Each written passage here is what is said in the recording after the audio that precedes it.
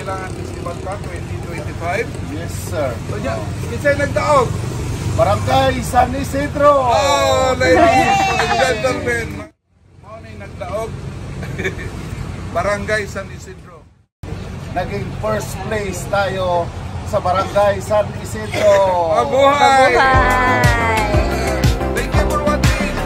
This is the champion for this year Kalilangan Festival for different exhibition. So ito yung so, we look at agri-tourism of Barangay San Isidro. We have corn, we have guava, flowers, grapes. We even have grapes and of course rice plants. So look at that. So ito na ngayon yung mga different Kalilangan, Katanggawan. Yan, so, these are exhibits that they are in competition with each other.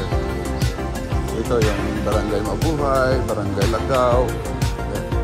Ito pa, maraming ano. So today is their last day.